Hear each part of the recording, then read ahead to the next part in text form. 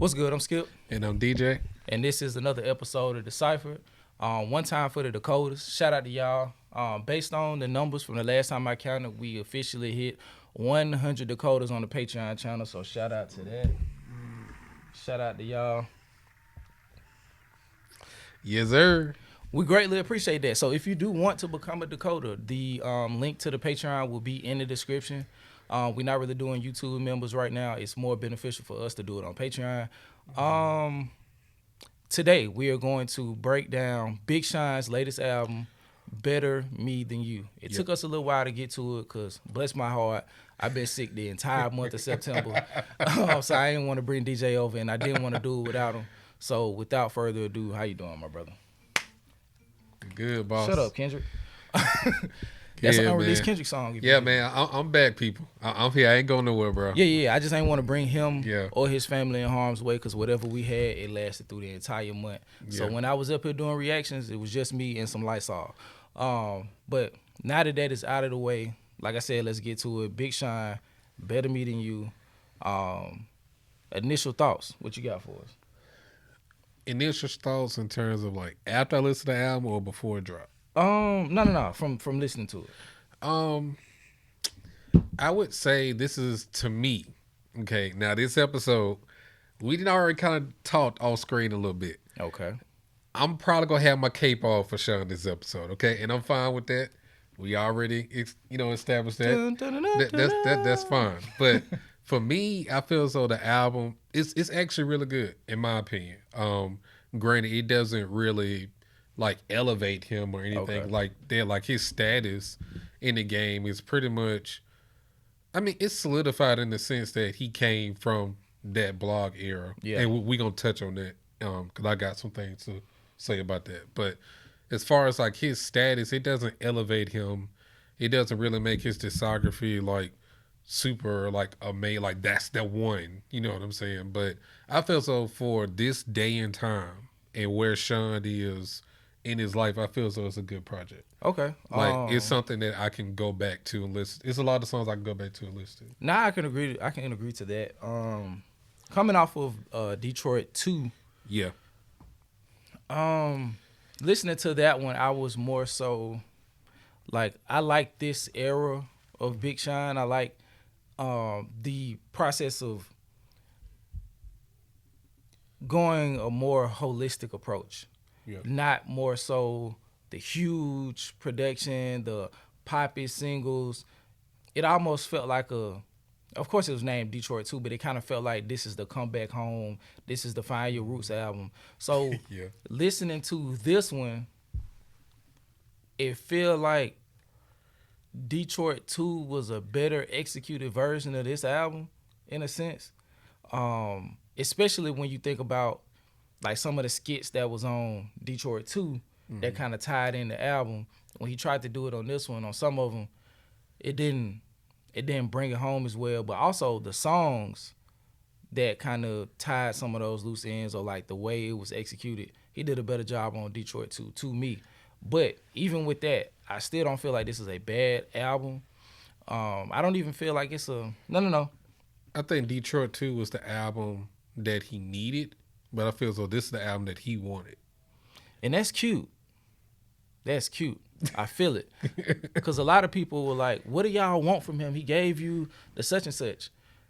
It's not necessarily about the tone or tenor of the album unless we're talking about like good versus evil. Like if you finna talk about all the low vibrational stuff, of course I might be prone to say I don't want that. But if we're talking about just an album from one of the quote unquote elites, I just want it to be good. Yeah. You know what I mean?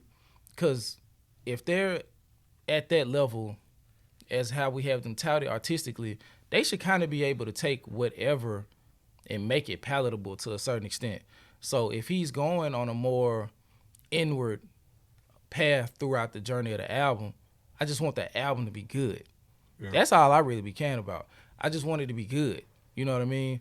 So the tone of it just helps give context to why it's good. Mm-hmm. But the context can't make or break the album quality-wise. It may be able to make or break the album artistically, I guess. You know what I mean? Because if So you just got a whole bunch of songs where you ain't talking about shit, that mean the sonics of it got to be so good that it nullifies that the album don't really mean nothing. So do you think this is more so kind of like a I Decided To? I listened to. I'm gonna be honest. I listened to I Decided one time, and it sounded exactly like the album that came before it. Was I Decided right after Dark Sky Paradise? Well, he had the Metro album, and then it was I Decided. And I didn't listen to the Metro album. Yeah. So for me, it sounded like I Decided sounded like a lesser version of Dark Sky Paradise to me. Okay. It was like, okay, you in a pocket, and then the first time you executed the pocket was better than the second time. So the second time feels like a lackluster return to that form. You know what I mean? Well, the reason why I bring that up is because, like, I mean, I know you say you only heard it once, but I mean, I've listened to it a couple times, and I Decided it's the album where he really charted, like, the transformation that his life is going on in terms of trying to live better, like, you know, as far as like how he treats his body, what he puts into his mental, you know, scriptures and things like that. That was the album where he tried to do a turn a little bit of less of the like poppy, gimmicky boy music, like all that kind of shit. He tried to be more like solidified and deep in his roots. That was the album, because I think that was the one where he was talking about his grandmother had passed and how it, you know, reflected on his life and things like that. So he kind of continued off of the one man can change the world. Okay. Yeah. And I feel as though he kind of tried to pick this up here a little bit. I don't think he fully hit it if he wanted to do that in terms of just like the themes and contents of it, because there's a lot of songs that I would have taken off of here and it would have made it like cohesively as far as topics. It would have made a lot more sense. Yeah, because I feel like it's like a ground single, maybe. I mean, a ground double for the baseball people. I don't feel like it's nothing crazy, but I don't feel like it's bad. You know what I mean? Like, in this era of making music, we've become accustomed to not holding artists accountable. Yeah. You know what I'm saying? So, with that being said, the quality of music overall from the higher ups isn't at the level we would want it to be, because we're so attached to the artists that we don't want to be critical of them, because we feel like at some point that means we're hating on the artist, which is insane. Or we are so attached to the nostalgia of what they were that we can't see past anything that they've done after that. Like, meaning that I'm tired of using Drake as an example, but I know what you mean though. And the wild thing about that is, if you're so attached to the old music, just go listen to that. Yeah. And just be like, okay, if you're gonna come out with something dope. But if not, we have your old music to continue to play. Right. That's why, and like you said, you don't want to make it about Drake. I don't want to make it about Kendrick either. But like, just even Michael Jackson, like after Thriller and Bad, if he didn't want to put out no more music, he didn't have to. He had Off the Wall, Thriller, and Bad. Excuse me, and Bad. And the Jackson 5 albums. Yeah, he didn't need to do anything else. So when you get ready to get back in the studio to put out another album, you need to be chasing something. Like, the expression is dope. The sentiment is cool. But the execution is just as important as those sentiments. Right. So let's and we need to see just some type of growth in your music. And that's the thing. It's like Big Sean was, and I promise we're gonna get to breaking down the album. He got hyper fixated on growing as a person, and in the album there's not a lot of, just throughout the past 6 or 7 years, there has actually, with what's the last album, Detroit 2, I felt like it was growth in him as an artist going into Detroit 2. I felt like Detroit 2 showed growth in him as an artist from what came out before that. What was right before that? I Decided? Yeah, I Decided. Yeah, so from that and the Dark Sky Paradise up until then, the growth that you would expect in that amount of time between albums, I feel like he represented that pretty well in the album. As far as the artistry and in the mental of a person who's entering their early 30s.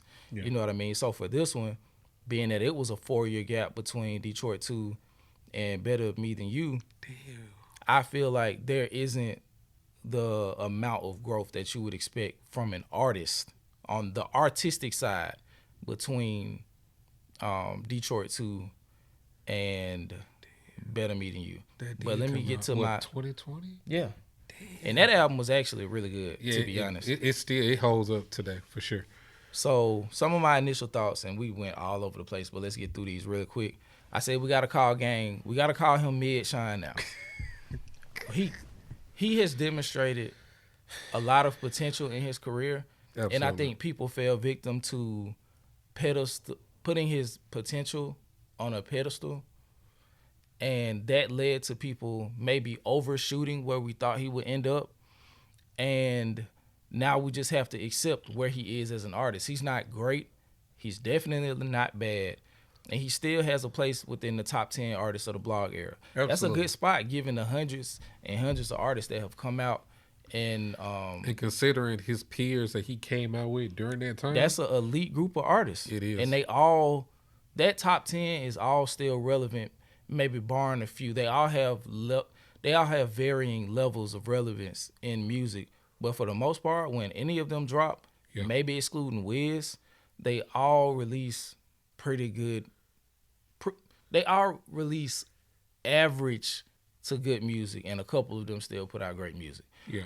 But yeah, like I said, we got to call him Mid Shine. He's out of the top 5 officially. And I was like, this is what happens when keeping it calm goes kind of wrong. A little bit. He trying to show that he's so unbothered by Where the fuck is the confidence, Big Sean? Where is the confidence? When you try to spend an entire album coming off as unbothered, you are presenting boring. It's not what you're speaking about, because I've seen what you've done as far as content-wise be done on a much more exciting level and a much more artistic level. It's not what you're talking about, because what you're talking about in a lot of these songs, especially Boundaries, is my type of shit. Like, that's my thing. Like, that's my life. I feel like the song Boundaries is my life. Mm-hmm. So it's not that what you're talking about is boring. It's just you don't sound interested, bro. You are Big Sean. You sound like that clip of when Kyrie was walking into the Nets, when he was walking to, like, you know what I'm talking about? When he had the bag on? Yeah. I might throw that in here. That's what you sounded like on this album, bro.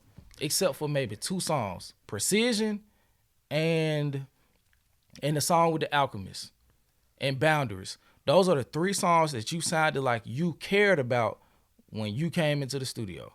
But other than that, you sound like you didn't get your coffee that morning.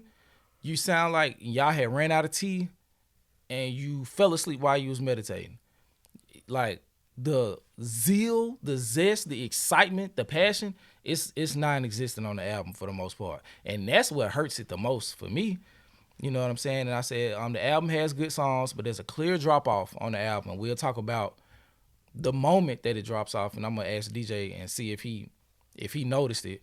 But I also said the production was decent for most of the album with a couple highlights, and some of the songs just drag, sadly. Shout out to Eric Allen Kane for sliding on her features. Mm-hmm. Aaron Allen Kane, excuse me. Aaron. Yeah. And finally, in the initial thoughts, the album should have been maybe 14 songs. And for as much as the album dragged in certain parts, I feel like he really, really tied it together at the end. He started kind of strong in pieces, but he ended the album much stronger than at any other point in the album. And off of that, let's get to that's what the best songs were. In my opinion, too. The best songs was at the end. What's your favorite tracks, bro? My favorite tracks was Boundaries. Is the standout track of the entire album, I feel. That's just as far as like my personal favorite. Precision. It is what it is. I like Typecast. Black Void. And I didn't like A Million Pieces at first, but it kind of grew on me. I like A Million Pieces too. So yeah. Okay. My favorite tracks are Precision, Together Forever, produced by the Alchemist. Iconic. I love. No. Let me start over so I can just get through it. Then I'll speak on it. Precision. Together Forever. Iconic. Typecast and Boundaries. I think Boundaries and Together Forever are my favorite songs on the album. Yeah. And then coming in third is Precision. Do you have any favorite beats? Even though this isn't like listed in my favorites, but I like Get You Back, bro. Is that the song? That's what with Cash Cobain. I ain't like that shit. I like the beat. Okay. Not so much of the content. I can't even remember. I like Get Your Ass Back, bitch. I was like, nah, Big Sean. Why you do that, bro? You gotta chill, bro. You gotta relax. But I do like the beat on that. That beat is fire to me. I do like that. Precision, Typecast. I like the beat switch at the end of Typecast. Mm-hmm. It's fire. And I like It Is What It Is with Ghana. I can see that on the radio. Okay. And I think my favorite beats were Together Forever. Duh. I thought about Charlie Sheen when he said that. You never seen that interview? No. Beside the point. Like, I know what people, I've never seen it, but I know what you're talking about. It's something, dude. Yeah. But anyway, favorite beats, Precision, Iconic. I love the UGK sample for Iconic. Is that Iconic? Yeah. So Precision, Iconic, Together Forever. That's it. That's the three that stood out, and maybe Precision. I say Precision. No. I like the beat for A Million Pieces. Yeah. I like the beat for A Million Pieces. Like, that song really grew on me. I really like that song. Let's see. But as far as themes and concepts, I mean, we kind of touched on it, but I'll just reiterate. A lot of now that Sean's become a father, like, fatherhood is new to him. So I can tell, like, he's really trying to focus on being a better person. Okay. So he can be, the best dad he can be. And I respect that because I'm in a similar space in my life. So I definitely understand that. And that's why the song Boundaries, and I'm pretty sure the same for you. Yeah. It meant a lot, like, to me personally. And granted, it's not that long of a song. It's only got a verse and like a bridge. But either way, I see what he's trying to do. I like the Cleo Soul sample too. And I just don't think he stringed it along well enough throughout the entire project. So I think that's where he kind of, the dips that you were saying. Mm-hmm. Because if you want to go fully like good person mode, you can't have songs like Get You Back on there. It serves no place, holds no purpose in the album. So that's another point I want to make once we get through themes and concepts. He did something that really I think affected how the album came out. But go ahead, I don't want to cut you off. Let's see. And also I think in terms of, like, of course, fatherhood, but I think he may be coming to terms that I think the life of a bachelor is over for him.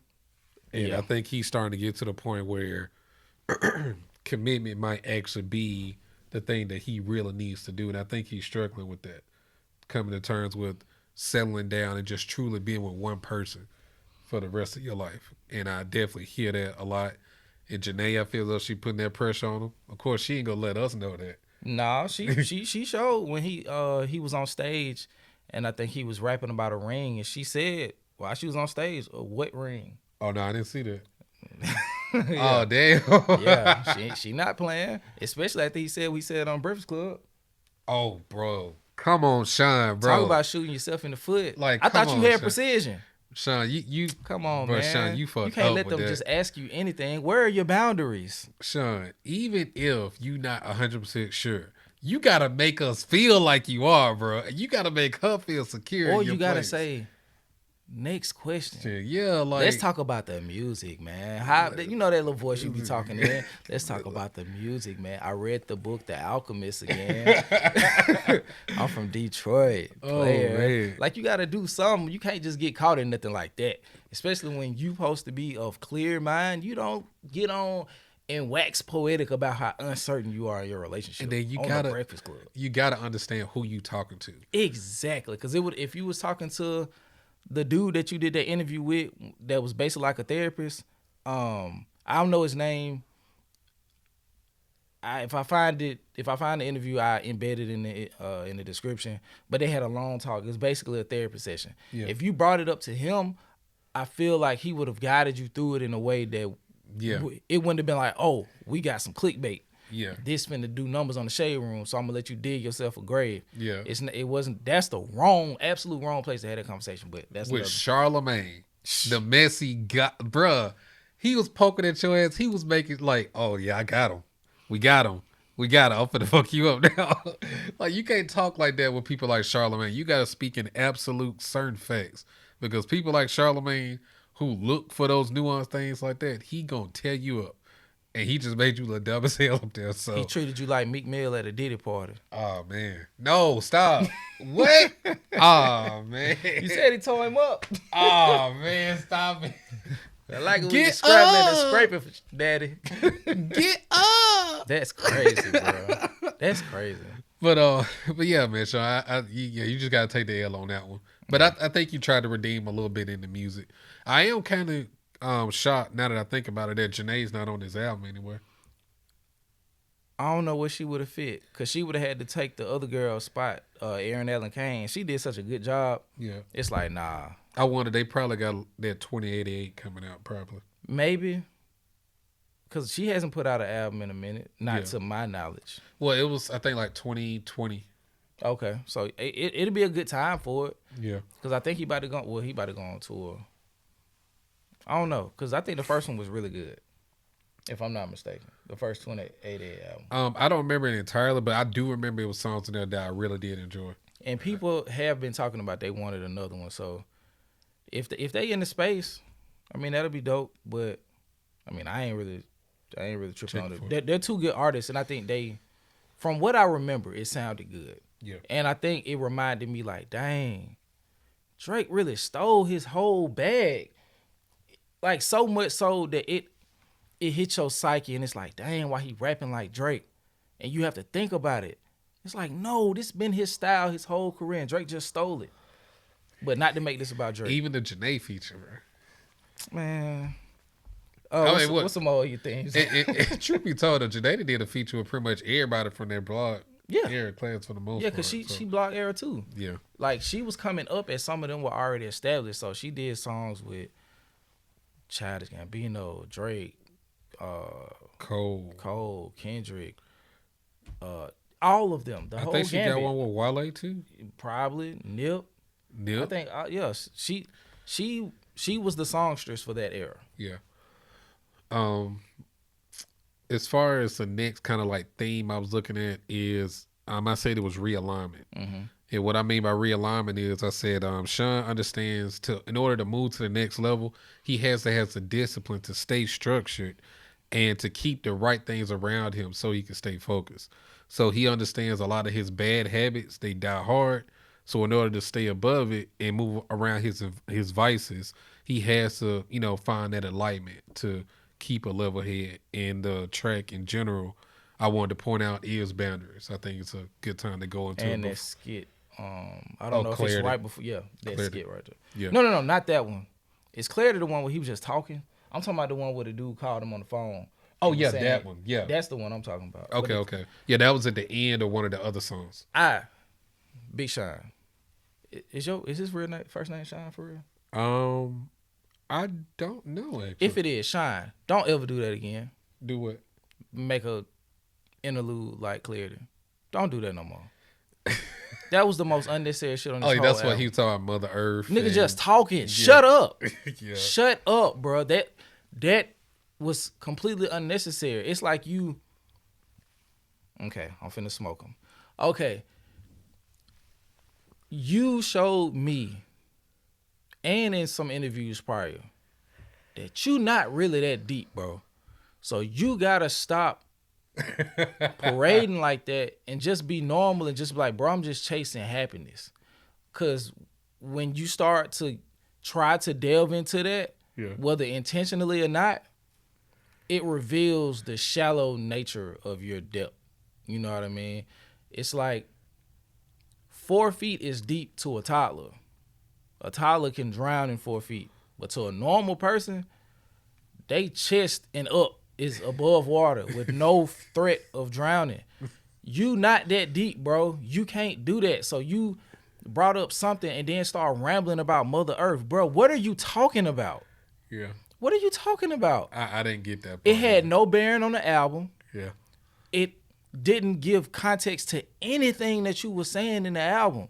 Yeah. You just was yapping for 2 minutes about nothing, and then it didn't roll into nothing. Yeah. Because I can't even remember the next song, but I remember explicitly listening to that for like the 7th time while we was doing this review. And I'm like, Big Sean, what the hell are you talking about, bro? It went into the song about On Up that he said he dedicated to his son. Dog, then why was the clarity necessary? Like, that's something that you put in your rollout package for the album. That comes with a minute-long visual treatment. That's it. That doesn't make it to the album. That's just to show people what headspace you're in or what you're pursuing, what the album is supposed to be. It's like a trailer. Yeah. But just dropping it in the middle of the album is misplaced. It can't be placed on any other part of the album. It's just weird. And then it just shows that you read 2 books and now you think you deep, but you're not. and we all should be, I say. We all should be pursuing the higher versions of ourselves. That's what this life is, to get to the end and be like, I made my entire life a journey to pursue my higher self and alignment with God. Now, your God is whatever. I got my own God that I believe in. Hopefully you do too. But that's, everybody, you do their own thing. But if you are in that pursuit, people have to realize, and it seems like Shine is one of these people, that the beginning is not the destination. Right. My nigga, it sounds like you read 48 Laws of Power, The 4 Agreements, and The Alchemist, and you think you got it all figured out. Bro, you got your whole life to continue this journey. And it seemed like you kind of stopped, and you just like, okay, I'm gonna live based off what I read in those 3 books. You can't do that, bro, because everything else that you haven't fixed yet, when you try to present this clean slate, they jump out and it delegitimizes the stance that you're making. You can't say that you're pursuing that and then not provide the proper amount of understanding and depth and clarity, no pun intended, to the situation, like what you missed on this album. It's like you didn't provide the necessary sides and seasonings and all of the other ingredients that makes a full-bodied meal of your pursuit of this grand gesture of joy, peace, and happiness. You didn't do that.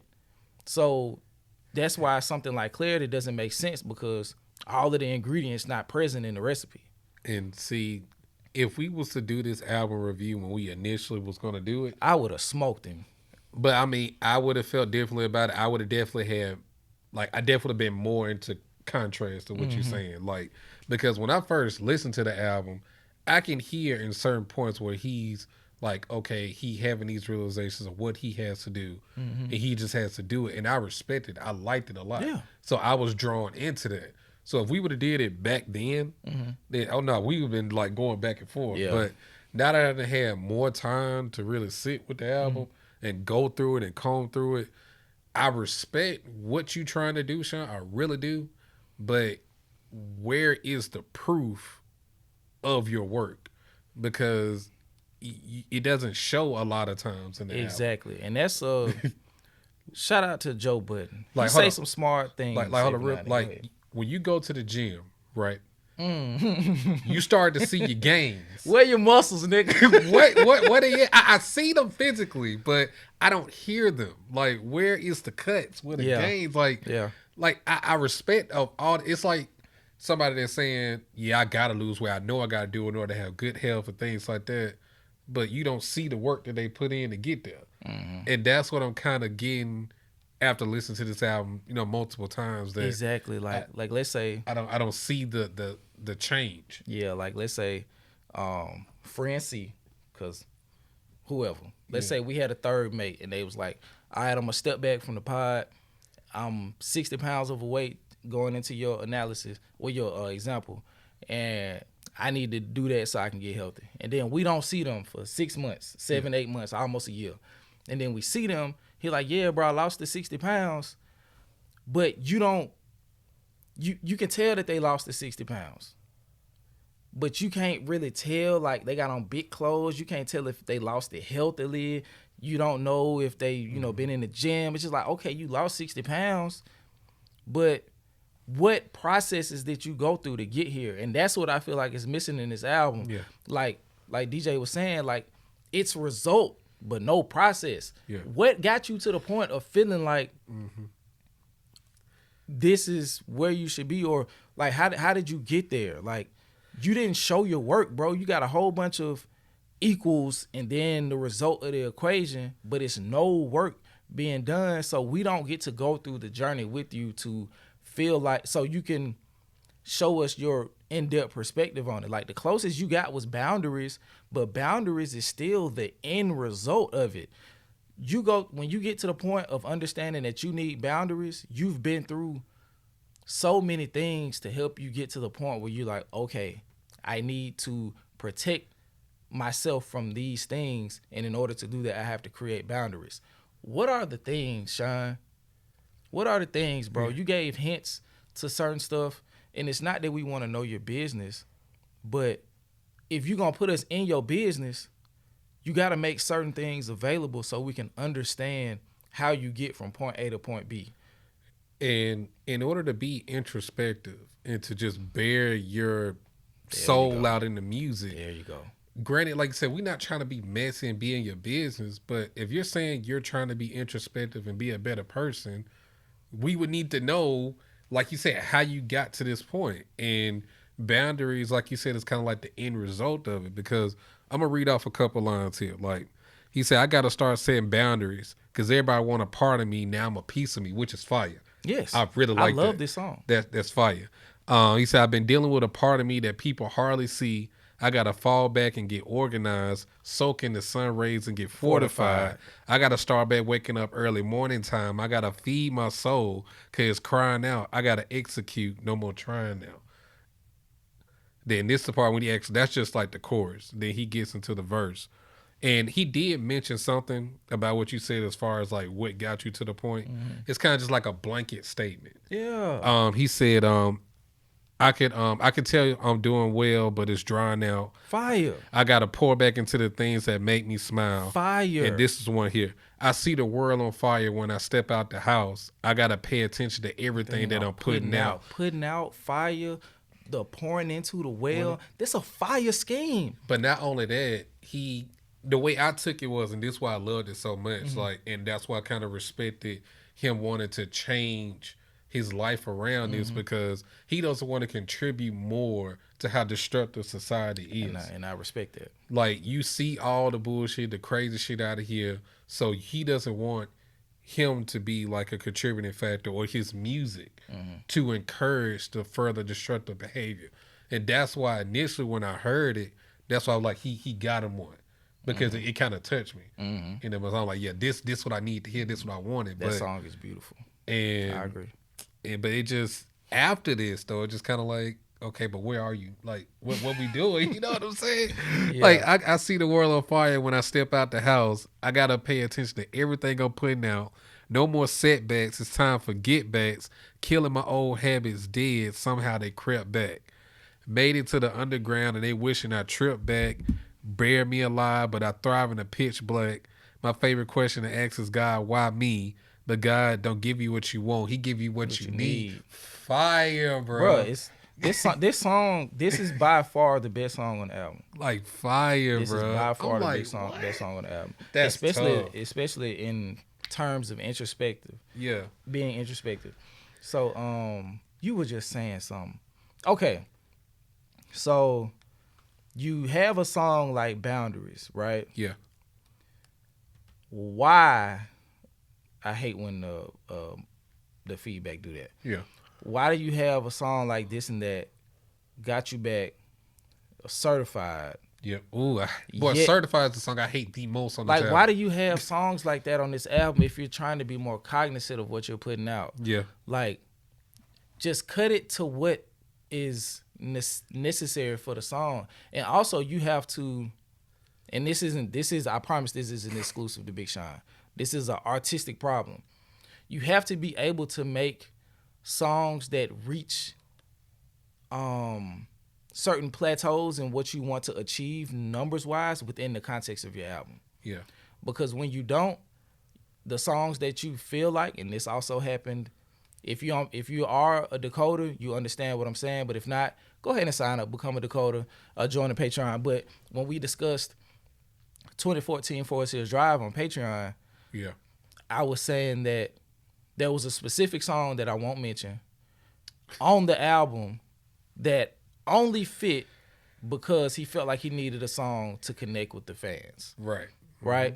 Mm-hmm. Yep. It sonically, it does all of the things that are a cancer to a well-flowing, seamless album. Mm-hmm. But I understand why he did it. I wish he wouldn't have, and it affected how I evaluated the album. And Big Sean did the same thing in multiple spots on this album. I feel like either it was the money was already spent, the people had been paid for their verses, the producers had been paid, it had already been mixed, or whatever the case is, so you just felt like you had to add it. I feel like you did that with the Kodak Black song. I feel like you did that with the Usher song, because I'm sure that sample wasn't cheap. I feel like you did it with... Oh, real quick, speaking Go ahead. I feel as though... I understand people trying to be artistic and sing and rap, but let's get back to the point and just get the actual R&B people on the album, bro. Exactly. Like, get the R&B features on here. Let them do their thing. You stick to the rapping, because Who You Are could have been a way better song if you actually had an R&B artist on We there. talked about that with... Yeah. Yeah, you could have even got Usher on there. Because Usher did the thing with Summer Walker. I forgot the name of that song where she remade his song and he was on the song with her. That's fire. That's fire, bro. That's just fire. do that. Instead of doing the sample, just like kind of recraft it and let the artist come back and then... Because it's also like they're getting to refine something that they made previous, just dress it up. It's like, I don't really know what to call it. It's like renovation. People killed him for this, but I don't care what nobody say. That project was fucking fire. Tory Lanez. Chicks Take 5. I haven't heard it. You didn't hear what? No. I promise you heard it. I was a rap Tory fan. That was the album where he went through and just redid a lot of people's songs. I promise you I ain't heard it. Well, I'm telling you, like, he went through and redid a lot of people's songs and put them on the song too. Oh, I remember when this came out because he did a song with T-Pain. Yeah, I'm Sprung. We'll do it on Patreon. Okay. That'll be my first time listening to it. Shout out, yeah.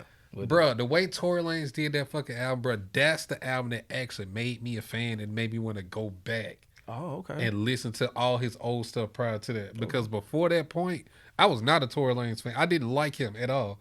Like, I didn't like Say It. I ain't like none of that shit. I was like, oh, this nigga, nah, bro. Don't shoot he his just a face Drake clone. Like, nah. But nah, once I heard Chicks Take, bro, what he did, because he had Ludacris on there, because they did Splash Waterfalls. Okay. He had Ashanti on there. They redid, what was this? Was it Baby? I forgot the name of the song, but he had Ashanti, Ludacris, T-Pain. Basically, everybody song he redid, he had them on the album. Mm-hmm. You could have even did that with that song. That it would have been fire to me, or at least been better than what you did with it. And I just kind of wasted Superstar. Superstar is too much of a classic song for you to do that with. I didn't like that at all. So, I didn't like that one at all. Yeah. But go ahead. That one at all. Go ahead. I'm sorry. I forgot what I was saying. My bad, bro. It ain't your fault, bro. It's just something that I'm going through, bro. It's something that I'm going through in my old age. But yeah, I think what I was saying was kind of along the lines of, oh, here you go. Big Sean was trying to play two games at one time. He was trying to present this fully awakened individual, but he also understood that the lower vibrational, quote unquote, dumbed down songs would be hits. Yeah. And they will go well in the market as far as getting the numbers, getting the plays, and all that other stuff. So when they came to the album, they'd be like, oh, there's some other stuff on here.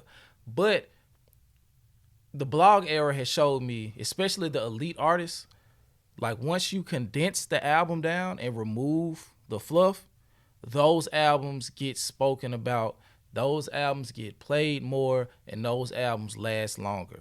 Yep. The albums without the fluff are the albums that eventually, one way or another, at least on the cult level, become classics. You know what I mean? So Nothing Was the Same, No Fluff, classic. Wale Ambition, you can argue with your mama. That is at least a cult classic album. The Gifted could have been that. It was on its way, but he did the exact same thing that Big Sean did. Yeah. He started playing the label game. Yep. And it affected how the album turned out artistically. Championships. I know a lot of y'all don't like Meek Mill right now, but that is a very, very good album with minimal fluff. Yeah. Mastermind by Rick Ross. No real fluff for real. Teflon Don by Rick Ross as well. And I'm going to stop right there. But the point that I'm making is when you try to play the label game and play the artistic game and you don't find a way to make that very, very delicate balance mesh well, it sounds like you're making two different albums at the same time. Yeah. And I feel like that's what Big Sean was doing for a lot of this album. And I feel like that also could have possibly had some type of bearing on the level of enthusiasm he had towards some of the songs. Because I feel like it was just almost something like, it felt like it was something he had to do. Just to throw some bell real quick. I do feel in terms of the enthusiasm, you feel as though he was lacking. I know at one point I said where I feel as though he's not really bothered by his placement anymore in terms of being compared to the big three and all that. But in hindsight, I think it may still have an effect on him because this album was supposed to came out in like late April, early May. It got leaked for one. Whoever did that leaked the whole album. That was foul. Leaked the whole album, so he probably went through, made adjustments, took songs off, redid verses, all that stuff. But then on top of that, right when he was about to drop, Like That came out.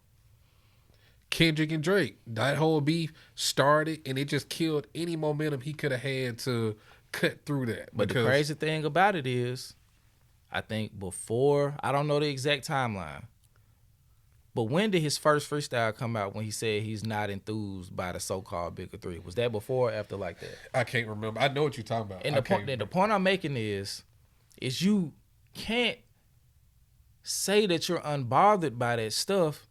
In the first lines in some of the first songs that we've heard from you in a long time, you're mentioning them. Yep. You're not at peace with yourself if you start off your song by mentioning them. And that's what all of this sounds like. You sound passive aggressive. You take shots. You say you're not taking the shots because the song Apologize for its fragmented. I kind of like that song, but I kind of do too, but I kind of hate it for as fragmented artistically as it is. Yeah, you are gunning Kanye down that entire song, and then you come back and say you're not doing it. Like, come on, bro. Like, and I think that's what the biggest thing about the album. And probably about Big Sean personally and professionally, because it kind of ties up with the wife thing, but I don't want to step into that because as a married man, the last thing I want anybody in their life to do is play with my wife. I will beep. Yeah. What Kendrick said, I want to be empathetic. My heart like D1. But I feel like there's a lack of commitment. He didn't commit, like, the self-improvement thing, there's a lack of commitment, and with the lack of commitment comes a lack of confidence. Yeah. I heard a quote where somebody said, anytime that you feel nervous, it's because you didn't prepare enough. And I feel like that is what this album, as far as how he presented it, is. Yeah. Because there are a lot of good songs on this album. If it went from the 19, the 20, however many, to 13, 14, this is a strong contender for Album of the Year. But since we can't do that and those songs still exist, those songs greatly hurt the execution of the album on top of his wavering level of passion throughout this album, which I feel like is in part to his commitment issues, to whatever the specific issue is. So his commitment to self-improvement, that's why if you listen to Boundaries again, and it's just maybe my Virgo head, going into the second verse of Boundaries, out of nowhere, he just started yelling. When he was saying, I got to start setting boundaries. Oh, yeah, it's a completely different tone from the first verse. Yeah. And it doesn't sound like a confident raise in tone, like it's meant to reinforce the first one. It just felt like he's like, oh, I feel like I should be loud here. That's what it sounded like. He's just not confident in his direction. He said at the end of the first verse, and I think this is why he kind of went into it. The second verse, he said, "Remember, time ain't running out. Life just running its course, and life ain't life if it's being forced." And here you go forcing shit. And here you go forcing shit. I understand that you're an artist and that's how you make your money, so you got to put out music. I get that. Yeah. But if you ain't feeling it, don't do it, bro. Yeah. Because this is the result. Because once it's out to the people. Because you not Kanye. You not finna go back and re-release these songs with more energy and put them back out. Yeah. You not finna do that. So once it's out, it's out. You know what I'm saying? Don't think about what you're saying. You know what I'm saying? Because for the most part, the words that you convey throughout the album, you know, that's Big Sean. That's prototypical Big Sean. But the energy is not there. So something about the passion is wavering. And you gotta really be able to come to terms with who you are, because just in that line right there, I feel as though you kind of contradicting your whole message. Because like you said, remember, time ain't running out. Life's just running its course. And if life ain't life, then if life ain't life, if it's feeling forced. If you not being your true, authentic self, and you trying to force a persona or force a narrative on your life to where you feel so you moving by this, but you really ain't doing that, then you doing yourself a disservice, and all the work that you are putting into it is going to lead to nowhere because you don't have a clear vision of where you want your life to go. Yeah. So ultimately, you know, when you do this kind of stuff, yeah, you could, without even realizing, being a hypocrite in that moment. So I would hate that for you. And that's the thing. We are all hypocrites, bro. Yeah, true. We are all. I know I am. On one level or another, we are all hypocritical, bro. Like, I go through stuff sometimes and I be like, bro, I want to crash out, bro. I want to crash out. But I have to understand that is an emotion. That is a part of my human experience. I cannot present myself as being above these things at all times, because there is constantly an internal struggle to battle those things and come out above them eventually in the long run. My goal is to realize why I want to crash out, identify that, and then rectify, or at least understand why I'm triggered by that thing. And that is the process that I mean. You can't just say, nah, I'm beneath that. Nah, I'm beneath that. Them being great ain't got nothing to do with me. I don't feel fazed by that. And when you do that and you don't go through the process of getting to the point where you actually are at peace with that, like DJ said, it's going to continue to come out in passive aggressive ways. You know what I mean? And that's why I said you don't come across in the music as being committed to those things, because if you did, you would be able to show us the highs and lows of that process in a more in-depth fashion, artistically, because at this stage in your career, bro, 15 years deep, you should have all the tools that you're going to have. Speaking of that, being 15 years in the game, I want to just throw a line out real quick from that we can kind of, because I'm pretty much at the end of mine too. Yeah. But it was a bar from the song Typecast. He said, from the blog era, had to get through the tabloids, just like MJ had to get through the bad boys. And it just made me think, like, okay, did he get was he like MJ? Did he get through the bad boys? And it just made me think about his class. And it just made me think about that's why I put it on the list, the freshman covers. He survived a lot of individuals. Yeah. Because if you want to go through, I'm just going to throw some names out here, right? And we'll probably go into more deeper details about this later. But in terms of his bad boys that he had to navigate through, right?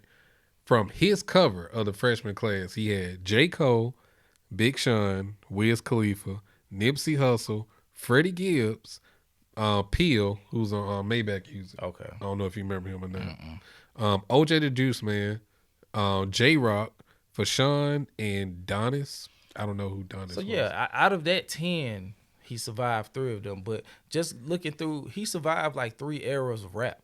Yeah. Because the blog era was kind of short-lived for real. By 2015, the blog era is over.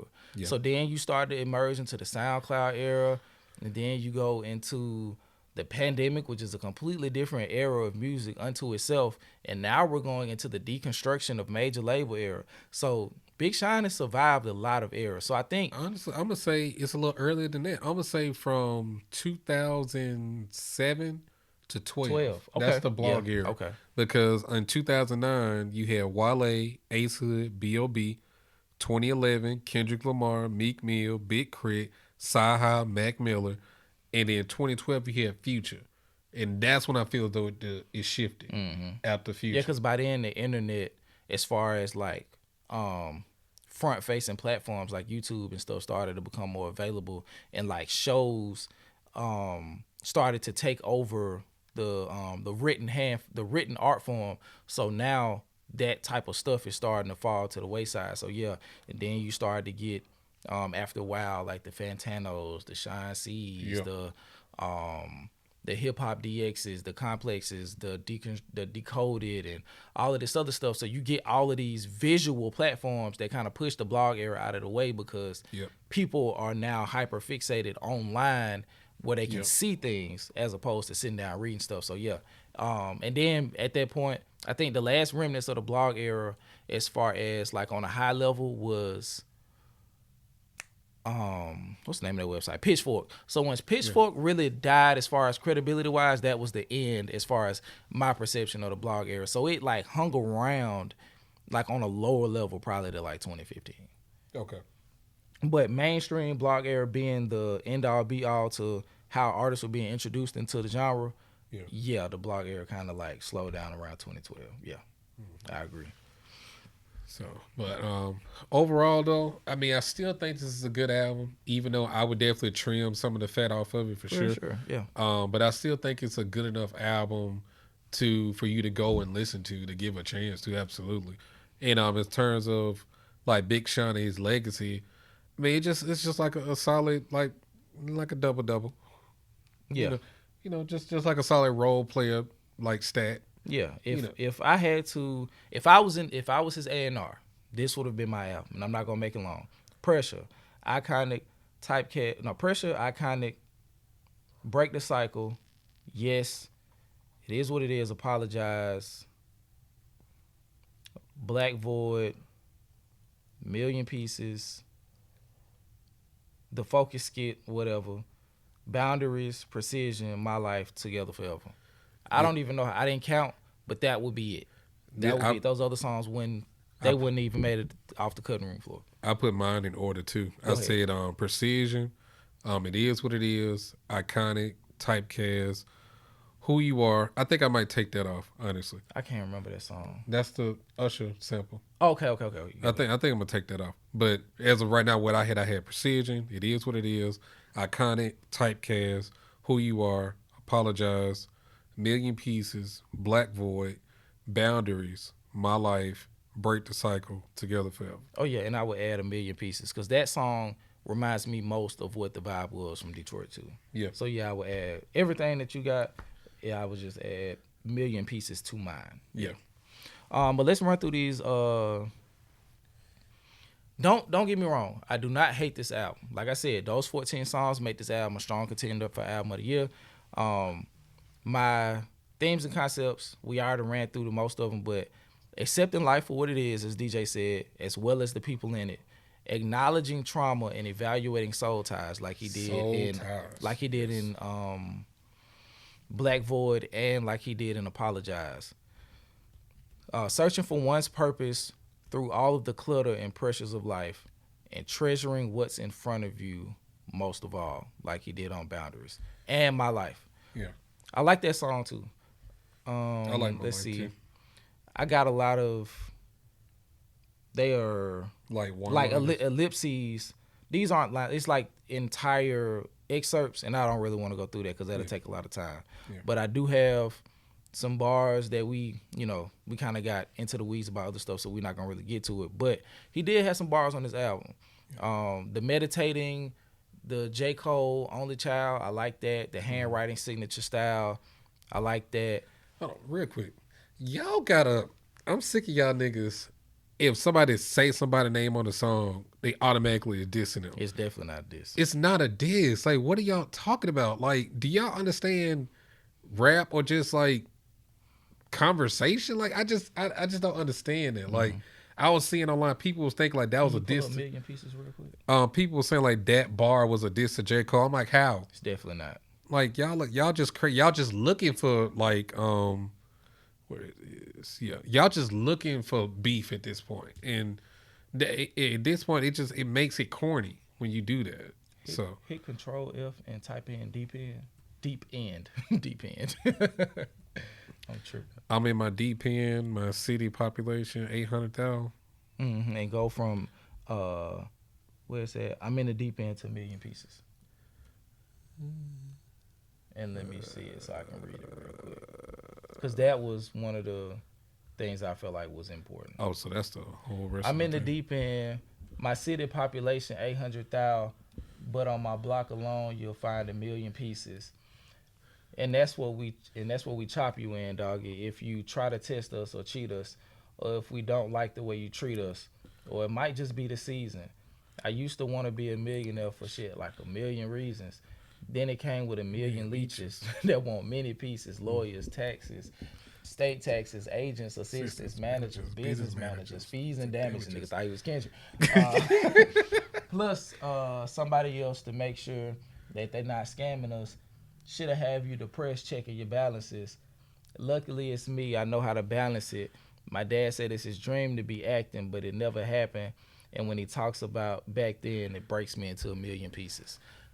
When I say we wanted a deeper look into how you're feeling and the thought processes you have, that's it. Yeah. We need more of that on an album where you're attempting to be introspective. That's all I meant. And real quick, this last thing, when you brought up Kendrick, in terms of how to make an introspective album have a bop to it. Damn is a great example of that. I feel as though Kendrick was able to get all the themes that he wanted off, be introspective about his life, but also have actual radio hits that you can do on that. I feel as though that's a perfect example of a great introspective album that people don't think it's introspective, but it's very much so is. And Nothing Was the Same too. When you think about it, that's a very introspective album, bro. Okay. I mean that's my favorite Drake album. So mine too. Yeah.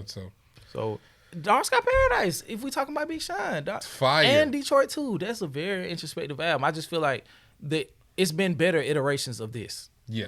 You know what I mean? I feel like he went in the studio and made a bunch of songs and put them together. I don't feel like it was a cohesive system that he was operating under. But other than that, man, even with this being said, he still released at least to me right at above, slightly above average album for the field. But when we get to talking about the best albums of the year, it's not there. Yeah, I gave it a solid 7 out of 10. And I gave it a 7.2. Look at there. I told y'all, like, I'm critical. Yeah.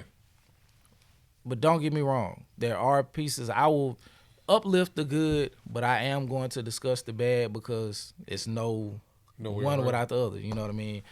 Yeah. But you got any closing thoughts on this album? No, man, just show your work, Sean. That's all. Yeah, and don't force it, bro. Yeah. That's pretty much all I got too, man. Thank y'all for tuning into another episode of DeCypherEd. Drop your comments in the comment section, good, bad, or indifferent. If you want to come over to the Patreon, the link will be in the description to join and become a decoder. I like the name, so if you like the name, just come over and join us and get active in the community that we're building over there. But until next time, man, we out of here. Peace.